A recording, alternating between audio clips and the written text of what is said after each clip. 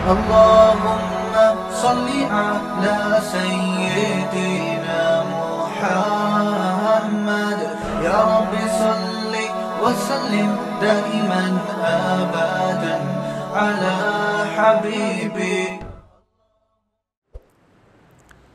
اگر اللہ کی نافرمانی انسان سے ہو جائے نا، اس کی تلافی ہو جاتی ہے توبہ کے ذریعے. فطرت سے بغاوت کرو گے وہ فطرت معاف نہیں کرتی. فطرت نام اللہ ہی کا ہے، یعنی اللہ ہی نے فطرت بنائی ہے، لیکن اللہ نے فطرت کو ایسا بنایا ہے کہ اس کی بغاوت کرو گے میں معاف کروں گا. فطرت معاف بولتے کیوں نہیں بھائی؟ بہت خاندانی بات کر رہا ہوں، اللہ کرے کھوپڑی میں اتر جائے، اللہ کرے مجھے سمجھ میں آ جائے. سب سے پہلے تو مثال کے طور پر اللہ نے آپ کو حکم دیا یہ نہیں کرو، کوئی بھی حکم دے دیا، رشوت نہیں لو. آپ نے اللہ سے بغاوت کی، رشوت لے لی. کسی مفتی عالم کے پاس جاؤ گے، بھائی مجھ سے گناہ ہو گیا میں کیا کروں، وہ اس کی تلافی کا طریقہ بتائے گا. یار جس سے لیے اس کو واپس کر دو، وہ نہیں مل رہا تو اس کی طرف سے صدقہ کر لو، خود غریب ہو تو خود رکھ لو، پھر توبہ کر لو آئندہ نہیں لوں گا. اللہ کی طرف سے گارنٹی ہے جو تم سے غلطی ہوئی تھی اللہ کیا کر دے گا؟ معاف. بشرطے کہ یہ نہ ہو کہ یہ نیت نہ ہو کہ چلو وہ والی تو لے لی تھی بہت اچھا ہو گیا، ٹھیک ہے نا بھائی، ندامت بھی ہو کہ میں نے غلط کیا، بد نظری ہو گئی، کچھ بھی ہو گیا، قتل بھی ہو گیا، اس کی بھی تلافی ہے اسلام میں. جان جان کر یہ سوچ کے قتل کرنا کہ میں توبہ کر لوں گا یہ تو ٹھیک نہیں ہے. ایک مثال ہے، کسی سے ہو گیا بھی توبہ کا دروازہ کھلا ہے، اس کا بھی حل ہے. لیکن فطرت سے جب بغاوت کرتا ہے نا انسان، یہ دینداروں کی بات کر رہا ہوں، ایک بڑا معاشرے میں فالٹ آ گیا ہے، وہ فطرت سے بغاوت پہ اتر آتے ہیں. فطرت اور نیچر سے جب لڑو گے نا تو اللہ نے نیچر کو ایسا بنایا ہے کہ نیچر معاف بولتے کیوں نہیں بھائی؟ نہیں کرتی، وہ نہیں معاف کرتی. مثال کے طور پر آپ نے حرام کھا لیا. کیا کھا لیا آپ نے؟ چوری، کسی کے مرغی رکھی ہوئی تھی یا مرغی گھوم رہی تھی، چوری کر کے بسم اللہ اللہ اوپر پڑھ کے ذبح کیا، آپ نے کھا لی. حرام کھا لیا نا آپ نے. مرغی کھانا کیا ہے؟ حرام ہے نا. چوری کی مرغی ویسے تو حلال ہے، حرام کھا لیا، اس کی تلافی ہو جائے گی، ٹھیک ہے نا. اللہ نہ کرے خنزیر کھا لیا کسی نے، اس کی تلافی ہو جائے گی. بھائی توبہ استغفار کرو، اب کھا لیا تو آئندہ نہ کھاؤ، گڑ گڑاؤ، جتنا بڑا گناہ ہوگا اتنا زیادہ گڑ گڑاؤ. لیکن آپ نے زہر پی لیا. یہ جو زہر آپ نے پیا ہے نا، اور پیا بھی جان کے نہیں ہے، آپ سمجھے کہ اس بوتل میں زمزم رکھا ہوا ہے، حالانکہ کیا رکھا ہوا تھا؟ زہر. پہلا گناہ جان کر کیا، توبہ سے تلافی ہوگی. دوسرا گناہ بھی نہیں ہے، کیا بھی بھولے سے، غلطی سے، لیکن وہ زہر ہے، اس کی تلافی نہیں ہوگی کیونکہ اللہ کی نافرمانی نہیں ہے. یہ کس کی بغاوت ہو رہی ہے؟ فطرت کی. فطرت تو یہ بھی نہیں دیکھتی کہ تو جان کے غلط کر رہا ہے یا غلطی سے غلط کر رہا ہے. اب جب زہر آنتوں میں اترے گا، جتنی مرضی توبہ کر لو، اے اللہ آئندہ میں جب بھی بوتل کا ڈھکن کھولوں گا 100 دفعہ سونگوں گا، پہلے کسی کو ٹیسٹ کراؤں گا، اس کے بعد میں پیوں گا، اس دفعہ معاف کر دے، میری آنتیں نہ گلیں، اس دفعہ معاف کر دے، آئندہ نہیں کروں گا. لاکھوں میں کروڑوں میں کوئی ایک معجزہ ہو جائے تو ایک الگ بات ہے، لیکن اللہ کا قانون یہ ہے کہ بھائی معاف تو میں نے کر دیا، تو نے بے احتیاطی کی، لیکن جو زہر ہے نا وہ معاف نہیں کرے گا، وہ تیری آنتوں کو گلائے گا اور تو مرے گا. نہیں آ رہی میرا خیال ہے بات سمجھ میں؟ بہت مشکل ہے. دیندار آدمی پتہ ہے کیا کرتا ہے؟ جو فطرت نے اصول، قدرت اللہ نے اصول، فطرت بھی اللہ نے بنا، زہر میں اللہ نے خاصیت رکھی نا کہ آنتوں کو گلائے گا. آگ میں جلانے کی خاصیت کس نے رکھی ہے؟ اللہ نے. آپ کا پاؤں پھسل گیا، لوگ کہہ رہے ہیں یار یہاں احتیاط سے جاؤ، نیچے آگ جل رہی ہے، پاؤں پھسل سکتا ہے. آپ نے کہا ابے میں بڑا فنٹر ہوں، کچھ نہیں ہوتا ہے یار، میں گیا اور پھسل کے آگ میں گر گئے. یہ گناہ کیا نا آپ نے کہ احتیاط. اب آگ میں جیسے ہی گرے آپ نے اللہ سے معافی مانگی، اللہ مجھے معاف کر دے، میں نے بے احتیاطی کی. بے احتیاطی بھی ایک جرم ہے، اللہ فوراً کیا کر دے گا؟ معاف، کہ بھائی میرا بندہ توبہ کر رہا ہے، معاف. اللہ مجھے معاف کر کے آگ سے نکال لے اب، کیونکہ میں غلطی سے گرا ہوں، تو معاف. اللہ کیا کہے گا؟ ونس اپون اے ٹائم، ایک دفعہ ایسا ہوا تھا، ابراہیم آگ میں گئے تھے، میں نے بچا لیا تھا. بس یہ ابراہیم کے ساتھ ایسا ہوا، اور ہو سکتا ہے 2-4 اور ایسے واقعات ہو گئے ہوں. قانون یہ ہے کہ آپ کا گناہ تو میں نے معاف کر دیا، مگر جس غلطی کی وجہ سے آپ آگ میں سلپ ہوئے ہو، آگ کو میں نے پرمیشن نہیں دی کہ وہ تجھے معاف کر دے. اس کا کام ہے جلانا، وہ جلا کے چھوڑے گی. بات آ رہی ہے سمجھ میں؟ آج ہمارے ہاں بہت سے مسلمان اللہ کی تو نافرمانی کر ہی رہے ہیں, لیکن ساتھ ساتھ فطرت سے بھی لڑ رہے ہیں. دیکھو انگریز کوشش کرتا ہے نیچر سے نہ لڑے. کیا مطلب؟ کامیابی کے جو دنیاوی اسباب ہے نا وہ اختیار کرتا ہے وہ, تبھی کامیابی جو دنیا کے لحاظ سے جس کو وہ کامیابی سمجھتے ہیں وہ کامیاب ہوتے چلے جا رہے ہیں. کیونکہ اللہ کا قانون ہے کہ بھئی کوئی کافر بھی اگر اسباب اختیار کرے گا نا, جس چیز کا جو سبب میں نے رکھا ہے. دیکھو اس کی ایک مثال دیتا ہوں. آپ بے احتیاطی کر رہے ہو, آپ بھی آگ میں گر گئے اور کافر بھی گر گیا بے احتیاطی سے, تو آگ یہ نہیں دیکھے گی کہ یہ چونکہ کلمہ پڑھنے والا ہے اس کو بچا لو, وہ کافر ہے اس کو کیا کر دو, جلا لو. یہ آگ یہ نہیں دیکھے گی. اسی طرح آپ مسلمان تھے, آپ نے بے احتیاطی کی اور کافر نے اس راستے کو اختیار نہیں کیا, تو اب آگ یہ نہیں دیکھے گی کہ وہ کافر ہے تو احتیاط کر رہا ہے پھر بھی جلاؤ اس کو. نا نا نا نا نا, بلکہ آگ اس کو اس تک نہیں پہنچے گی, آگ وہ بچ جائے گا. دنیا کی آگ کی بات کر رہا ہوں. تو دنیا میں اللہ تعالیٰ نے کامیابی اور ناکامی کو کس کے ساتھ جوڑ دیا ہے؟ اسباب کے ساتھ. جو جس چیز کا سبب ہے نا وہاں تک پہنچنے کے لیے وہ سبب آپ کو اختیار کرنا پڑے گا. اس سبب کو اختیار کیے بغیر وظیفے, دعائیں اور آشرواد لے لینا, کسی سے جا کے سر پہ ہاتھ پھیر دیں گے حضرت جی تو میری شادی ہو جائے گی, نہیں ہوگی شادی آپ کی. کیونکہ سب سے بڑا مسئلہ آج کل یہی بنا ہوا ہے نا, تو اس لیے مثال ذہن میں آ جاتی ہے. آج ایک صاحب آئے میرے پاس ملنے کے لیے, مفتی صاحب میں 40 سال کا ہو گیا, میری شادی نہیں ہو رہی. میں نے کہا کیوں نہیں ہو رہی؟ کہہ رہے ہیں یار میں پتہ نہیں میرا مائنڈ ہی اس کے لیے تیار نہیں ہوتا, تو میرے لیے دعا کر دیں کہ میری شادی ہو جائے. میں نے کہا تو کر ہی نہیں رہی, کر ہی نہیں رہا, تو میں یہ دعا کر دیتا ہوں آپ کا مائنڈ بن جائے. تو میں نے کہا بنانے کی کوشش کرو گے تو بنے گا نا. تو بہت بڑا مسئلہ ہمارے ساتھ یہ ہے کہ صحت کے معاملے میں بھی, پڑھائی کے معاملے میں بھی, اور بزنس کے معاملات میں بھی, دین کے معاملات میں بھی. دین میں بھی تو یہ ہے نا کہ جنت کے اسباب اختیار کرو گے تو کہاں جاؤ گے؟ جنت میں. تو اس میں بھی جنت کے اسباب بھی اختیار کرنے کے لیے تیار بولو نہیں ہے. جنت کے اسباب ہے گناہ چھوڑو, گناہ نہیں چھوڑتے, اور پتہ نہیں ایران توران کیا کچھ کر لیں گے, وظیفے پڑھ لیں گے, 5 لاکھ دفعہ آیت الکریمہ پڑھ لی, فلاں نے پڑھ لی, یہ کر لیا, وہ کر لیا, اور فلاں کو کھانا کھلا دیا. بھائی جنت میں جانے کا سب سے پہلا سبب کیا ہے؟ کہ جس چیز کو اللہ نے حرام کہہ دیا اس سے آپ کو بچنا ہے. گناہ چھوڑنا ضروری ہے. اپنے عقیدے کو توحید کے بغیر جنت میں نہیں جا سکتے. کتنے اچھے بن جاؤ, شرک پر اگر ہے.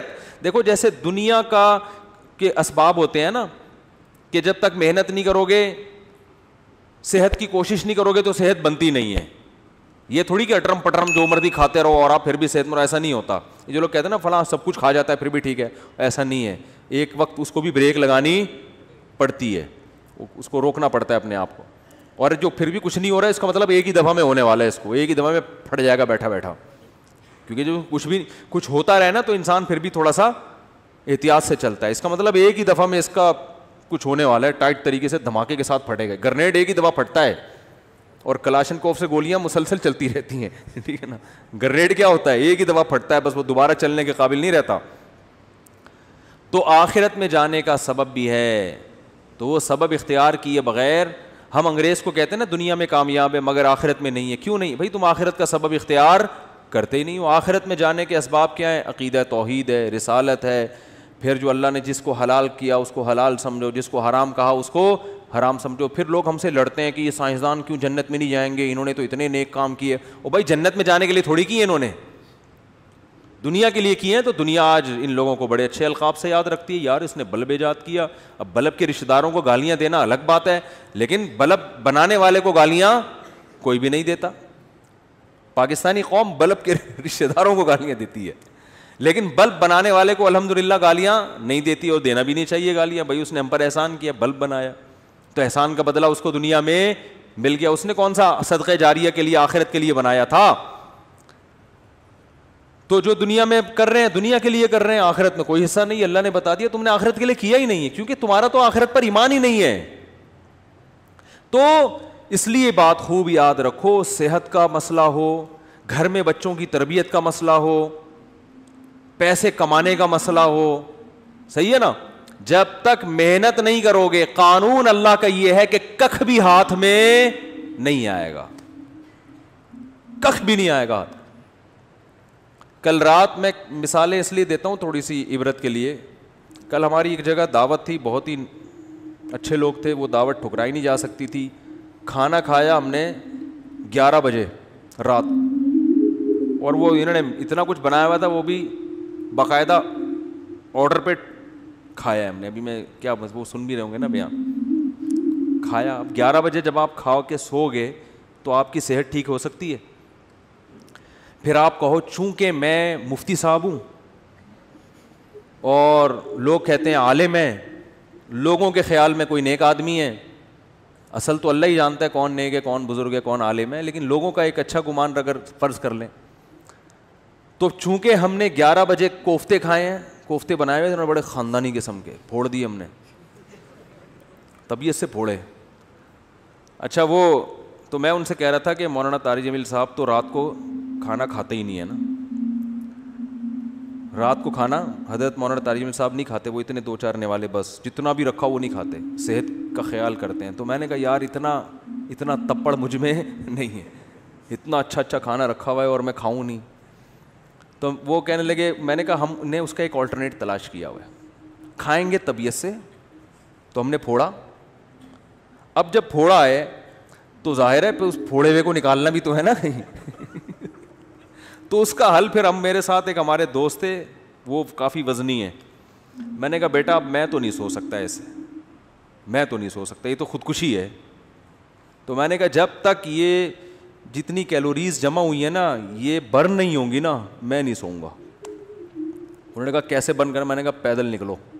تو ہم پھر نکل لیے پیدل, ٹھیک ٹھاک واک کی. پھر ہمارے ایک دوست کا جم ہے یہاں چلا گیا, پھر وہ جو مشین ہوتی ہے نا بھاگنے والی اس پہ بھاگا. میں نے دیکھا, میں نے اس سے پوچھا یار آدھا کلو کڑھائی میں کتنی کیلوریز, میں نے آدھا کلو کڑھائی نہیں کھائی لیکن اس سے ویسے ہی پوچھا ہے کتنی کیلوریز ہوتی ہیں. اس نے کہا کہ پتہ نہیں 100 ہوتی ہیں. تو میں نے کہا جب تک 100 یہاں وہ مشین میں لکھا ہوا تھا نا, اتنا اس پہ میں چلا ہوں اور تیز واک کی ہے کہ جب وہ آئے نا کہ 100 کیلوریز آپ کی برن ہو گئی ہیں پھر ہم مشین سے اترے.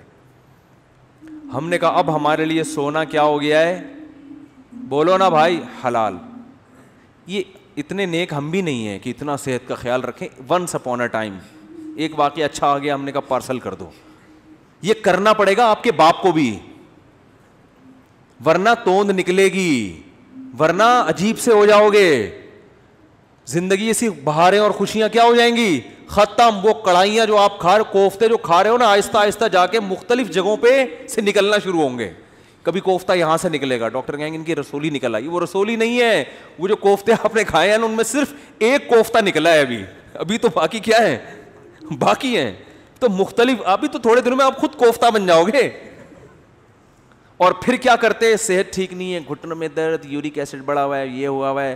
پھر آتے ہیں کہ جی وہ مفتی صاحب کوئی وظیفہ بتا دیں کہ فلاں بزرگ کے پاس چلے جاؤں. پھر وہ فلاں آستانے پہ ایک بڑے اولیاء اللہ بیٹھتے ہیں, آدمی ہے کہ لیکن اولیاء اللہ, اولیاء تو ولی کی جمع ہے بھائی, ولی اللہ ہوتا ہے اس کو لوگ کیا کہتے ہیں, اولیاء اللہ بیٹھتے ہیں. اولیاء اللہ تو بہت سارے ہول سیل کے حساب سے کہہ رہے ہیں. وہ فلاں آستانے میں ایک اولیاء اللہ بیٹھتے ہیں, وہ ایسا دم کرتے ہیں بھائی, ان کے پاس جاؤ, ایسا تعویذ ہے.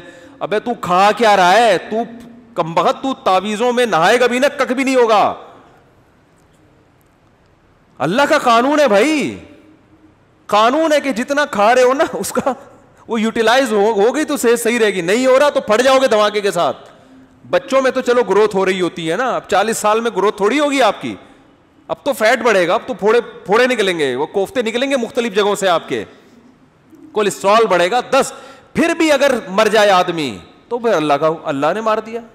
اونٹ پہ بیٹھے ہوئے آدمی کو بھی کتا کاٹ لیتا ہے جب انسان کی لکھی ہوئی ہوتی ہے.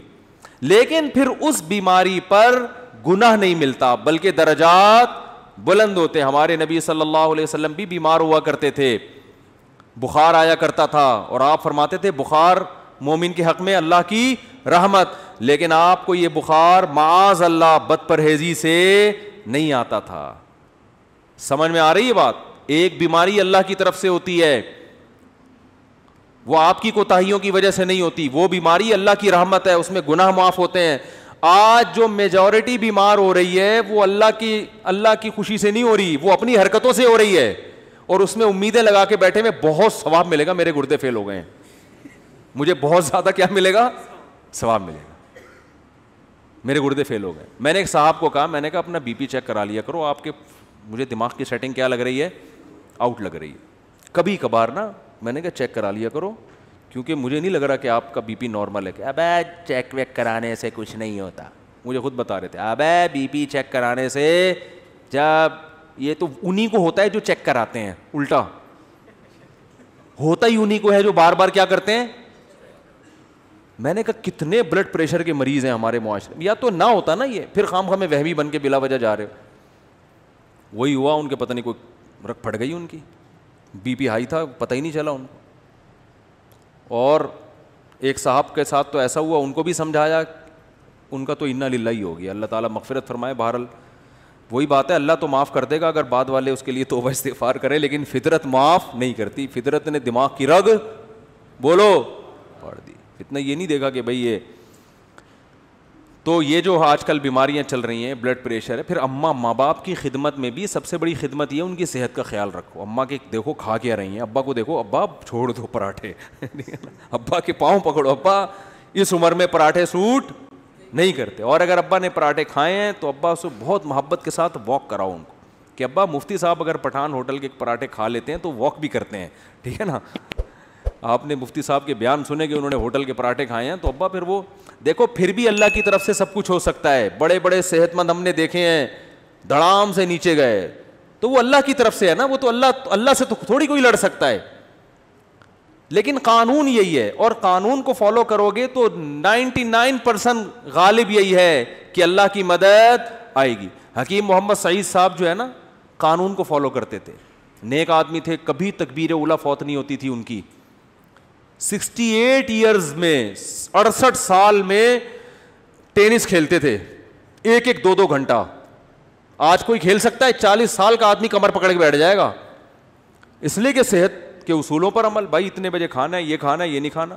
ایک حد تک تو سب کچھ چل جاتا ہے, اٹرم پٹرم برگر شرگر انڈے والا وہ والا بھی پھوڑ دیا, اس کے بعد فطرت انتقام لینا شروع کرتی ہے. تو ہم کہتے ہیں نہیں جی, اصل میں تو یہ انہی کو ہوتا ہے جو زیادہ احتیاط کرتے ہیں. آج ایک آدمی کہنے لگا کورونا انہی کو ہو رہا ہے جن کو جو زیادہ احتیاط کر رہے ہیں. میں نے کہا کتنے لوگوں پہ تحقیق کیا آپ نے؟ 2-4 ایسے ہوں گے جنہوں نے احتیاط کی پھر بھی ہو گیا, زیادہ تر وہی ہیں جو احتیاط نہیں کرتے ان کو ہو جاتا ہے. تو تحقیق جب کی جاتی ہے نا تو 2-4 آدمیوں کو دیکھ کے نہیں کی جاتی ہے, پوری رپورٹ آپ کے پاس ہو اس کے بعد تحقیق کا پتہ چلتا ہے. تو میرے بھائی, مسلمان کے ساتھ بہت بڑا مسئلہ یہ ہے کہ وہ کامیابی کے اسباب اختیار نہیں کرتا. صرف ایک صحت کی مثال میں اس لیے دیتا ہوں کہ صحت کا ایشو تو ہر ایک کے ساتھ ہے نا بھائی. ہر آدمی تاجر تھوڑی ہے, بزنس مین تھوڑی ہے. کچھ ملازمت کرتے ہیں, کچھ تاجر میں ہیں, کچھ پڑھائی پڑھ رہے ہیں, کچھ کوئی اور کام کر رہے ہیں. لیکن صحت تو ایک ایسی چیز ہے جس سے ہر ایک کو محبت ہوتی ہے نا. تو اسی صحت کے معاملے میں اپنے حالات دیکھ لو, اسی صحت کے معاملے میں اپنے حالات دیکھ لو کہ جس کو اپنی صحت کی فکر نہیں ہے وہ باقی کام کیا ٹھیک کرے گا. آپ کہہ سکتے ہو ہمیں صحت کی فکر اس لیے نہیں ہے کہ ہمیں کوئی صحت بنانے کا زیادہ شوق ہی نہیں ہے. یہ 100% غلط ہے. اگر یہ بات درست ہوتی تو آپ بیمار ہو کے اتنا پریشان نہ ہوتے. پھر آپ کو شوگر ہو جاتی, آپ خوش ہوتے یار ہمیں کون سا صحت کیا ہو گئی, کوئی مسئلہ نہیں. ابے ایسی ٹینشن میں آتے ہیں یار یہ کیا ہو گیا, کڈنی فیل ہو گیا, تو آپ کہتے ہیں کوئی مسئلہ نہیں, کڈنی ہے نا, فیل ہو گیا تو کیا ہوا, دوسرا لگوا لیں گے, ادھار لے لیں گے 70 بھائی سے کچھ دنوں کے لیے. لیکن آپ کتنی ٹینشن میں آتے ہو, اس کا مطلب آپ صحت پہ کمپرومائز کرنے کے لیے تیار نہیں تھے. آپ سستی, کاہلی اور معذرت کے ساتھ, بہت ہی معذرت کے ساتھ, پوستی پن کی وجہ سے ایسا ہو رہا ہے آپ کے ساتھ. پوستی پن سمجھتے ہیں؟ پوستی نہیں پتا, اتنا مشہور گالی ہے یار, کہتے ہیں پوستیوں کی طرح پڑا رہتا ہے, کہتے نہیں ہے. تو وہ یہ پوستی پنا ہے کہ پرواہ ہی نہیں ہے, نہ کھانے کا ہوش, کھائے جا رہے ہیں تو نان اسٹاپ کھائے جا رہے ہیں. ایک بندہ آیا, میں ڈاکٹر کے پاس بیٹھا ہوا تھا, اتنا گول موٹا ماشاءاللہ, ڈاکٹر کے پاس آیا, کہہ رہا ڈاکٹر صاحب میرا پیٹ بھی بڑھ گیا, وزن بھی بڑھ گیا ہے, میں چاہتا ہوں یہ وزن کم ہو جائے, لیکن اللہ کا واسطہ مجھے واکنگ کا مشورہ نہ دینا. میں اسے جاگنگ کا کہنے والا تھا, وہ کہہ رہا تھا کہ اللہ کا واسطہ مجھ سے چلا نہیں جاتا, کوئی دوائیں کھلا دو میں ہلکا ہو جاؤں. ڈاکٹر نے اس کو بولا بھائی ایسا ممکن نہیں کہ لیٹے لیٹے سرنج سے جو ہے نا تمہاری چربی نکال کے تمہیں کم کرتے ہیں. فٹ بال میں سے تو ہوا ایسے نکالی جا سکتی ہے, بندے میں سے ہوا نکالنا میرے بھائی آسان نہیں ہے. بندے کو اپنی ہوا خود ہی نکالنی پڑے گی, چلے بغیر یہ ممکن نہیں ہے. تو دیکھو ہارڈ ورکنگ محنت, دماغی محنت بھی, جسمانی محنت بھی, جب تک اس سستی کو اپنے آپ سے دور نہیں کرو گے, نہ اللہ کے ہاں کوئی مقام حاصل کر سکتے ہو اور نہ دنیا کے ہاں کوئی مقام حاصل کر سکتے ہو. اور اس میں یہ امیدیں, بے دین آدمی تو کہتا ہے چلو کہیں بھی مقام نہیں مل رہا کیا کریں, دیندار آدمی اس پہ دین کا لیبل لگا دیتا ہے. یہ ہے اصل چیز خطرناک جو میں بیان کرنا چاہتا ہوں. اگر کوئی اسباب اختیار کرتا ہے نا کامیابی کے, اس کو بیوقوف سمجھتے ہیں لوگ. علماء کے ساتھ دیکھ لو نا, علماء کے ساتھ گارڈ ہوتے ہیں, زیادہ تر علماء کے ساتھ جو مشہور ہیں نہیں ہوتے, ہوتے ہیں بولو نا. اور یاد رکھو یہ ذمہ داری جو خود عالم ہوتا ہے نا وہ اس سے بے پرواہ ہوتا ہے, وہ تو شہادت کی تمنا میں ہوتے ہیں. یہ ان کے ماتحتوں کا, مریدوں کا کام ہوتا ہے ان کو اس کی طرف توجہ دلانا کہ حضرت آپ کو ایسے چھوڑیں گے نہیں, گارڈ کے بغیر نہیں چھوڑیں گے ہم آپ کو. لیکن مسجدوں میں الٹا ہو رہا ہے, مرید الٹا کر رہے ہوتے ہیں.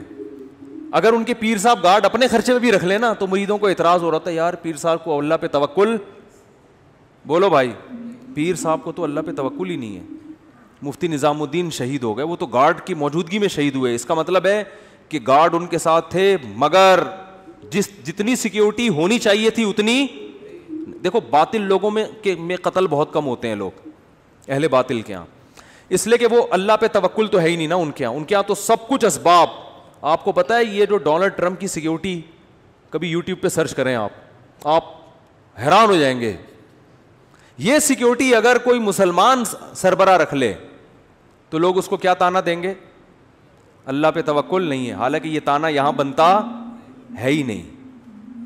ہمارے شیخ نے گارڈ رکھے حضرت مفتی رشید احمد صاحب نے, تو لوگوں نے کہا ایک طرف اتنے اللہ والے اللہ کی محبت میں ہر وقت آنسو نکلتے رہتے ہیں, روتے رہتے ہیں اور اپنی حفاظت کے لیے. حضرت کے تو گارڈ ایسے خاندانی گارڈ تھے, وہ تو کسی کو معاف کر, وہ تو حضرت کی تو یعنی وہ تو گارڈ کا اس سے بھی تعلق ہے نا کہ آپ کو خطرہ کتنا ہے. تو حضرت کو تو بہت زیادہ خطرہ تھا.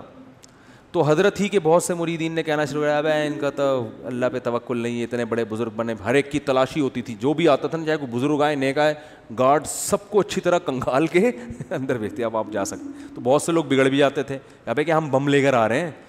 بعض کہتے تھے اب کیا ہم شکل سے چور لگ رہے ہیں, کیا ہم بم رکھنے آئے ہیں یہاں پہ. تو حضرت کی طرف سے ہدایت تھی, کسی کو معاف کرنے کی اجازت نہیں ہے, سب کی تلاشی. تو بہت سے دینداروں نے اعتراض کیے, ان کو پہ توکل نہیں ہے. اللہ کی قدرت, ایک حملہ ہو گیا مدرسے پر. یہ بات ہے 94-95 کی. ہم بھی مدرسے میں نیچے سو رہے تھے, کچھ دہشت گرد مدرسے میں گھسے. گارڈ نے بہادری کی ہے, وہ مورچے سے اتر کے اس نے چھلانگ لگائی, ریپیٹر سے پورا برس فائر کیا, پورا برس اس کے پیٹ میں, وہ تو وہیں شہید ہو گیا.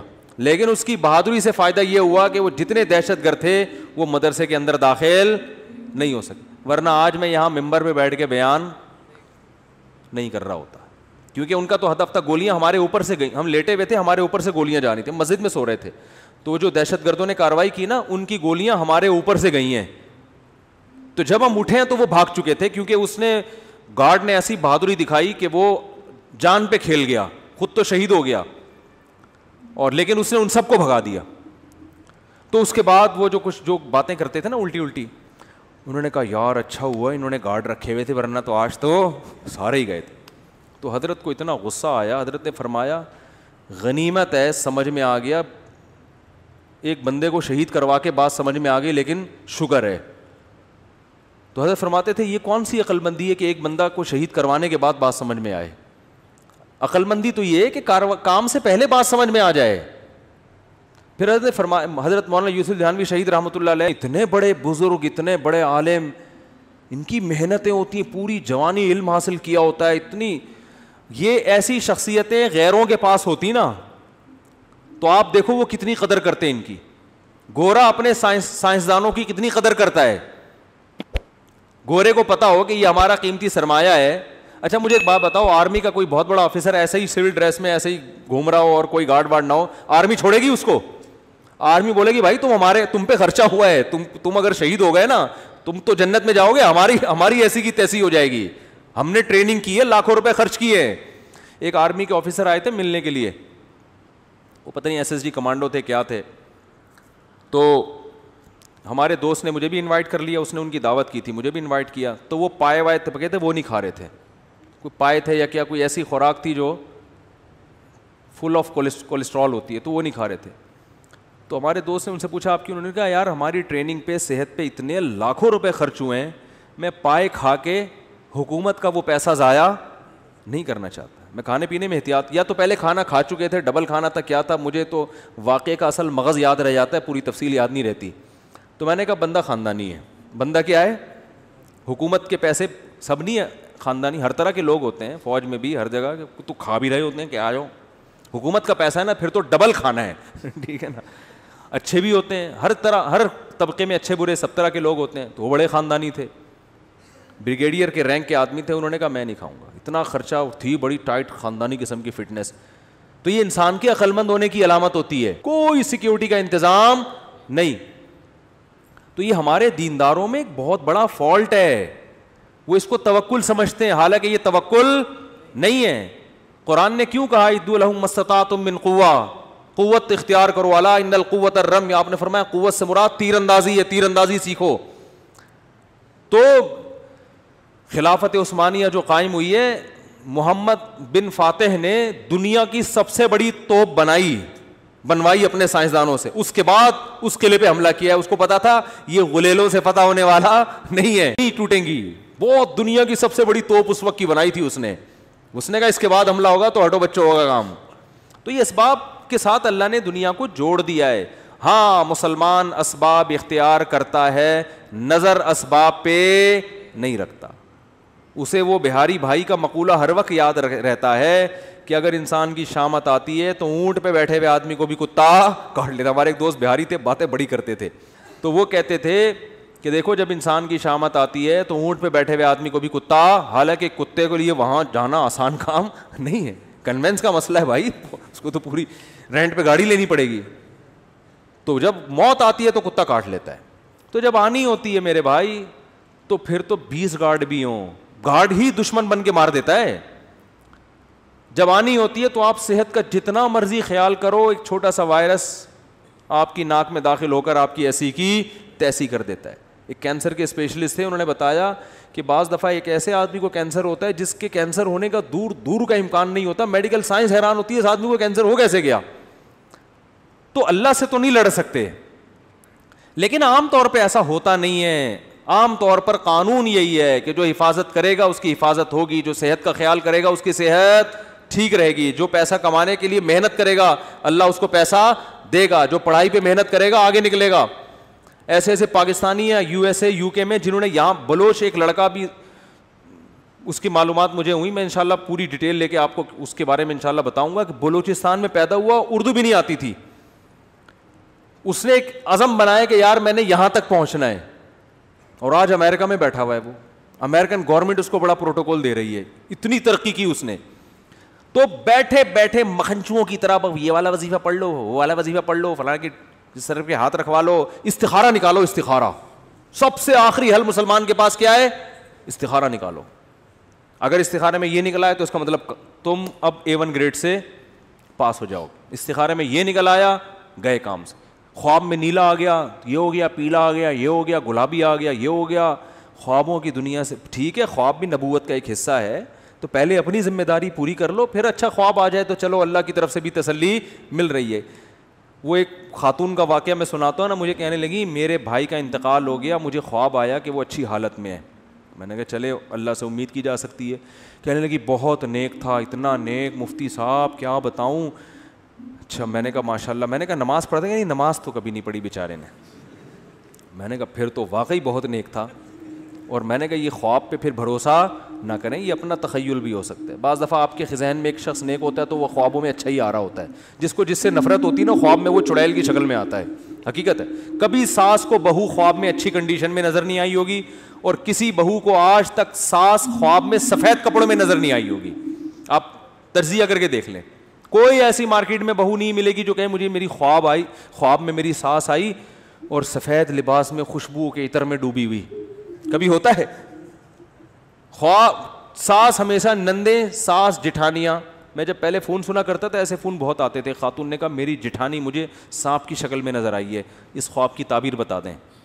اب بیچاری جن لوگوں کو گھریلو ماحول نہیں پتہ ہوتا نا, جن علماء کو وہ تعبیریں بتاتے ہیں کہ تمہاری جٹھانی سے بچ کے رہو. مجھے پتہ ہوتا ہے اس کی جٹھانی بیچاری بے قصور ہے, اس کا قصور صرف یہ ہے کہ وہ اس کی جٹھانی ہے. اس جٹھانی ہونے کی جو سزا ہے اس کو مل رہی ہے. تو میں نے کہا محترمہ, جٹھانیاں خواب میں سانپوں کی شکل میں ہی آیا کرتی ہیں, ساسیں بھی, جٹھانیاں بھی, نندے بھی, یہ رشتے ہی ایسے ہیں. یہ سانپ بچھو کی طرح کیا کرتے ہیں, ڈستے ہیں. تو اس کو خواب کو اگنور کر دیں, آپ کی جٹھانی انشاءاللہ آپ کو کچھ بھی نہیں کرے گی, بے فکر رہیں آپ. وہ کہتی نہیں اس کی تعبیر, میں کہ تعبیر ہے ہی نہیں تو کہاں سے بتا دوں میں اس کی, بلا وجہ تعبیر, بلا وجہ. تو مسلمانوں کو خوابوں کی دنیا سے میرے بھائی, استخاروں کی دنیا سے نکلنا پڑے گا. استخارہ جو سنت ہے وہ یہ نہیں ہے جو آپ کر رہے ہیں, وہ یہ ہے کہ کام پورا, ذمہ داری پوری کی, اسباب مکمل اختیار کیے, پھر اللہ کی مدد کو شامل کرنے کے لیے استخارہ کر لیا. اللہ جو بہتر ہے مقدر کر دے, کیونکہ ہوتا اللہ سے ہی ہے. ہمارا یہی ایمان ہے بھائی, ہماری محنتوں میں جان ڈالنے والا کون ہے, اللہ ہے. اور بچانے پر آئے گا تو آگ میں بھی بچا سکتا ہے, جیسے ابراہیم علیہ السلام کو بچایا اس نے. لیکن اس بیس پر ہم آگ میں چھلانگ لگانے کی ہمت نہیں کر سکتے کہ اللہ نے ابراہیم علیہ السلام کو بچا لیا تھا تو ہم بھی بچا لے گا. یا اس بیس پر ہم بے احتیاطی کریں. اب دیکھو خواتین بے احتیاطی کرتی ہیں, جو گھروں میں مچھروں کے لیے وہ رکھتی ہیں نا, کوائل جلاتی ہیں. میں نے خود ایک گھر میں آگ لگتے ہوئے دیکھی ہے. گھر کا سربراہ منع کرتا تھا کہ یہ کوائل جو ہے نا دور رکھا کرو, آگ. اس نے مجھے خود بتایا واقعہ, کہہ رہے میں اپنے گھر والوں کو منع کرتا تھا کہ بھائی یہ کوائل دور رکھا کرو, اس سے آگ لگ سکتی ہے, سردیوں کا مہینہ ہے, رضائی وہ کہہ رہے ہیں گھر والے ماں وہ بھائی اتنی دور رکھی ہوئی ہے, لحاف وہاں تک نہیں پہنچ سکتا, اس طرح کے. حالانکہ سوتے میں کچھ بھی ہو سکتا ہے, لحاف کھسک کے وہاں تک جا سکتا ہے. رسک کتنا بڑا ہے, اگر چلا گیا تو کیا ہوگا. نہیں جی, گھر میں آگ لگ گئی. اس سوتے ہوئے میں بچے نے کہیں لحاف اٹھا کے پھینکا ہوگا, اس کو گرمی لگ رہی ہوگی, کیا ہوگا, روئی میں ذرا سی آگ لگی ہے, ہوتے ہوتے ہوتے پورا کمرہ آگ سے بھر گیا. خیر بچ گئے وہ, الحمدللہ مرے نہیں, بھاگ گئے. لیکن یہ نبی صلی اللہ علیہ وسلم نے کیا فرمایا کہ رات کو چراغ گل کر کے سو, چراغ بجھا کے سو. فَإِنَّ الْفُوَيْسِقَةَ تَضْرِمُ النَّارَ عَلَىٰ أَهْلِهَا. کس قدر احتیاط ہے, صحیح حدیث ہے. یہ نہیں فرمایا کہ بھائی وہ چراغ کی وہ بتی جل رہی ہوگی تو تمہارا لحاف کھسک کے وہاں تک جا سکتا ہے, نہ نہ نہ. فرمایا اس بات کا امکان ہے کوئی چوہا نکلے رات کو اور وہ چراغ کو کیا کر دے, گرا دے, اور اس سے آئل پھیل جائے گا نا, اس میں آگ پھیل جائے گی. اس چوہے کا امکان کتنے فیصد ہوتا ہے گھر میں, 1% بھی امکان نہیں ہوتا, 0.001% ہوتا ہے. لیکن آپ صلی اللہ علیہ وسلم نے آگ سے بچنے کے لیے حکم دیا کہ رات کو آگ جلنے نہ دو, کیونکہ آپ سو رہے ہو, غفلت میں ہو, کچھ بھی ہو سکتا ہے بتائے بغیر. ارے بھائی کون آئے گا, گھر میں تالا ہے, کون بندہ آ کے آگ لگائے گا. فرمایا چوہا تو آ سکتا ہے نا, کسی کھڑکی سے کہیں سے بھی چوہا آیا وہ بجھا دے گا, وہ گرا دے گا آگ کو. کتنے لوگ جنریٹر اسٹارٹ کرتے ہوئے مر چکے ہیں, دیکھا نہیں آپ نے, کتنے لوگ گیس کی وجہ سے مر چکے ہیں. کوئٹہ میں کیا ہوتا ہے, چاروں طرف سے کمرہ بند کیا, اب تو دوسرے چولہے آ گئے, تو وہ گیس کھلی رہ گئی اور صبح سب کا انا للہ, سارے مرے پڑے ہیں. بھائی آپ کو پتا ہے جب گیس کی لوڈ شیڈنگ ہو سکتی ہے تو عین ممکن ہے رات کو لوڈ شیڈنگ ہو اور چولہے میں گیس آنا بند ہو جائے اور چولہا بند ہو جائے. پھر جیسے ہی گیس آئے گی تو وہ خالی گیس نکلنا شروع ہوگی کہ نہیں ہوگی. لیکن یہ تسلی کر کے بیٹھے ہوئے ہیں کہ چونکہ ایک ہفتے سے رات کو گیس گئی نہیں ہے لہذا آج بھی گیس, اور تسلی سے سو جاتے ہیں. تو وہ تو ممکن ہے, پھر تو موت کا امکان ہے. تو نہ زندگی موت سے بچنے کی احتیاطوں پر عمل ہو رہا ہے, نہ صحت کی احتیاطوں پر عمل ہو رہا ہے, نہ پڑھائی میں کوئی دلچسپی لی جا رہی ہے کامیابی کے لیے. مکھنچو ترین یعنی جو شخص ہوگا نا وہ دینداری کا لیبل لگا کے گھوم رہا ہوگا. تو صحابہ تو بڑے زبردست تھے بھائی, بڑے زیرک, بہت ہوشیار, بہت ذہین, بہت فتین, چالاکیوں کو سمجھا کرتے تھے اور یہ جانتے تھے کہاں غصہ کرنا ہے, کہاں نرمی سے پیش آنا ہے, کس سے تمیز سے بات کرنی ہے, کس سے ایٹیٹیوڈ تھوڑا سا کیا کرنا ہے, بولو بھائی چینج کرنا ہے, کون منافقت کر رہا ہے اور کون ایسا ہے جس کو فی الحال جو ہے نا اس کی دشمنی کو تھوڑا ملتوی کرنا ہے, ابھی اسے لڑنا نہیں ہے ابھی اس سے. تو بہت ذہانت کے ساتھ, بہت ہوشیاری کے ساتھ صحابہ نے زندگی گزاری ہے. تبھی رسول اللہ صلی اللہ علیہ وسلم نے فرمایا لا یلدغ المؤمن من جوہر مرتین, مومن ایک سوراخ سے دوسری دفعہ ڈسا نہیں جاتا. ایک دفعہ آپ کو کسی نے الو بنا دیا, قیامت تک وہ شخص دوبارہ آپ کو الو نہیں بنا سکتا. لیکن مسلمان کی حالت کیا ہے؟ جس نے ایک دفعہ الو بنایا آپ اس کو سرٹیفکیٹ پکڑا دیتے ہو, آئندہ جب بھی میری آپ سے ملاقات ہوگی آپ نے مجھے الو بنانا ہے. دیکھو سیاستدانوں میں انہی کو بار بار ووٹ دیتے ہیں جو آپ کا دیوالیہ نکال چکے ہیں, لیکن کہتے ہیں یار ایک اور دفعہ ٹرائی کرنے میں, بولو بھائی کیا حرج ہے؟ ہوتا ہے کہ نہیں ہوتا؟ بار بار جو الو بنا رہے ہیں, جس سوراخ سے بار بار ڈسے جا رہے ہیں اسی سوراخ میں دوبارہ گھسیں گے. کتنے علماء شہید ہو گئے نا, گارڈ نہ ہونے کی وجہ سے یا سیکیورٹی کا مضبوط نظام نہ ہونے کی وجہ سے. لیکن شہادت کی خبر آتی ہے, اوہو افسوس ہوا, بہت افسوس ہوا, ایک بہت بڑے عالم, ایک چراغ بجھ گیا, تو چلو یار اگلوں کی احتیاط کر لو. نہیں جی موت تو ایک دن آنی ہے, لکھی ہوئی ہے, اپنے ٹائم پہ آنی ہے, آ گئی چلے گئے دنیا سے. اللہ تعالیٰ مرحوم کی مغفرت فرمائے اور ہم سب کی حفاظت فرمائے. بس اس کے بعد اگلے دن خبر آ جاتی ہے کراچی میں تو کیا ہوا ہے. تو بھائی اب کچھ تو کرو نا. کچھ لوگ ہیں جن کو خیال ہوتا ہے, لیکن میجورٹی کیا ہے؟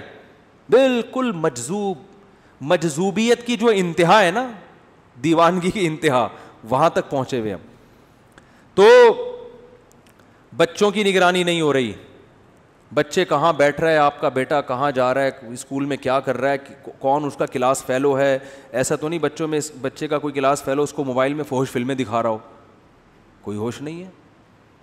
آپ اسکول میں پوچھو اپنے ٹیچروں سے جا کے, اسکول کے پرنسپل سے جا کے, بھائی موبائل الاؤ ہے؟ اگر الاؤ ہے تو اس کی کیا نگرانی ہوتی ہے؟ کوئی پوچھنے والا نہیں ہے. جب بچہ بگڑتا ہے ماں باپ پریشان ہوتے ہیں, یار ہم تو اتنی دعائیں کر رہے ہیں, راتوں میں اٹھ کے چیخ چیخ کے رو رہے ہیں, اللہ میرے بچے کو نیک بنا دے, بن نہیں رہا, دعائیں تو قبول ہوتی نہیں ہیں. بھائی آپ نے کبھی صبح ناشتے میں یہ کیا کہ آج میں نے رو رو کے دعائیں کری ہیں, اللہ میرا کھانا کھائے بغیر ویسے ہی پیٹ بھر دے, پیٹ تو بھر ہی نہیں رہا, دعائیں تو قبول ہی نہیں ہو رہی. اللہ کہے گا کس نے منع کیا ہے؟ بھائی روٹی آٹا ڈال گوند کھا, کس نے پابندی لگائی ہے؟ تیرا پیٹ میں بھروں گا. تو بھائی بچے کی تربیت کا انتظام تو کر لو, پھر دعائیں بھی قبول ہوں گی, دعاؤں کی برکت سے اور پروازوں پر جائے گا انشاءاللہ. کچھ تھوڑی بہت کوتاہی رہ گئی ہوگی, اللہ اس کی تلافی کر دے گا. تو کوئی فکر ہی نہیں ہے اسکول میں کیا کر رہا ہے, کن کے ساتھ اٹھ رہا بیٹھ رہا ہے. ماں سے بچہ بدتمیزی کرتا ہے نا, باپ اس کو تنبیہ نہیں کرتا. بچہ باپ سے بدتمیزی کرتا ہے تو ماں اس کو تنبیہ نہیں کرتی, اس کو نہیں, بلکہ باپ اگر ڈانٹے گا تو ماں رکاوٹ بنے گی, کیوں ڈانٹ رہے ہو اس کو. اس کا مطلب آپ اپنے بچوں کو بڑوں کا ادب نہیں سکھا رہے, تو وہ جیسے باپ سے بدتمیزی کرے گا کل ماں سے بھی کرے گا. آج ماں سے بدتمیزی کر رہا ہے, کل باپ سے بھی. چھوٹا بھائی اگر بڑے بھائی سے بدتمیزی کر رہا ہے, اس کا مطلب کل وہ باپ سے بھی بدتمیزی کرے گا. تو آپ تو بدتمیزی سکھا رہے ہو اس کو. تو اس لیے میرے بھائی مسلمان کو اپنی کھوپڑی کیا کرنی ہے؟ بیدار مغزی کے ساتھ. آپ